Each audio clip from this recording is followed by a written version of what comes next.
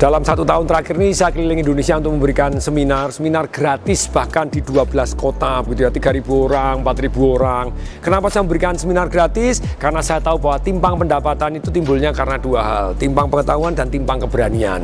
Dan untuk itu saya membaktikan diri untuk mengatasi timpang pendapatan di Indonesia. Dan saya nulis buku terus ini, dahsyat.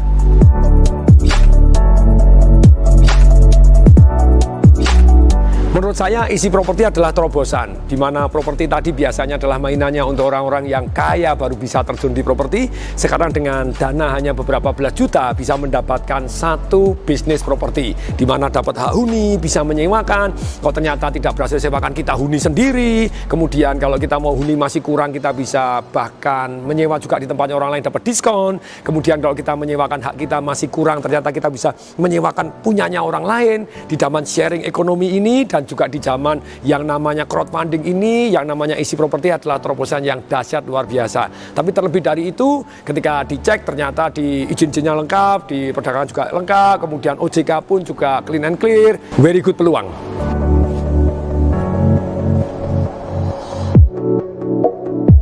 Kalau menurut saya di tahun 2019-2020 ini properti sangat-sangat bagus. Ada 4,5 yang mendukung dari 5 hal. Nomor 1 adalah yang namanya timing properti itu ada siklusnya. Biasanya orang setelah turun, biasanya naik. Itu sekitar berapa? Sekitar 4 tahun. Perhatikan ketika tahun 98 ekonomi bumi gonjang-ganjing dan properti rontok. Mari kita hitung ya. 99, 2000, kemudian 2001, 2002. Kalau Anda masuk 2001, 2002, 2003, booming banyak propertinya.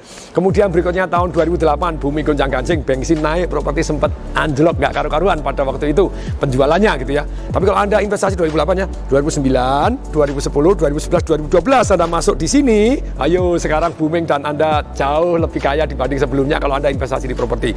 Sekarang juga sama, perhatikan, 2015 rontok toh, mari kita perhatikan, 2015, 2016, 2017, 2018, 2019.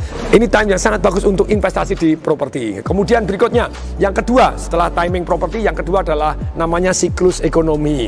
Biasanya ekonomi ketika panas, overheating, apa yang terjadi? Pemerintah mengeluarkan peraturan apa? Uang muka properti dinaikin, bunga dinaikin. Jadi kita kelabaan yang jualan properti dan yang investasi properti kok lama nggak naik-naik gitu ya. Walaupun kalau Anda sabar naik juga sih gitu ya, karena ada nanti peluang yang ketiga. Tapi sekarang ini bunga dimurah-murahin, yang namanya DP itu dikecilin juga boleh. Nah sekarang dengan aturan-aturan yang longgar ini sebenarnya secara ekonomi very good time to go up gitu ya, dengan bunga yang lebih murah.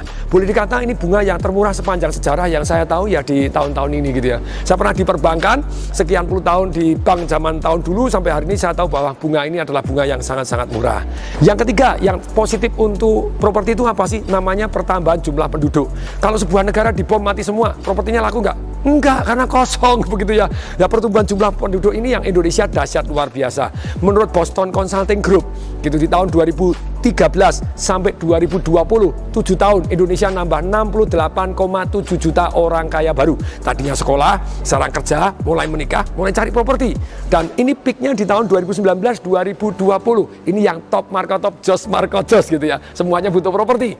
Kemudian ini yang ketiga. Yang keempat adalah kenapa properti sangat bagus, yaitu satu yang namanya infrastruktur itu mulai jadi nih. Perhatikan, bandara-bandara dibuatin, kemudian rel kereta api, jalan-jalan tol. Aduh, jadi presiden dulu sampai sekarang kan jalan tolnya ini sama satu presiden yang terakhir ini sudah gila-gilaan gitu ya.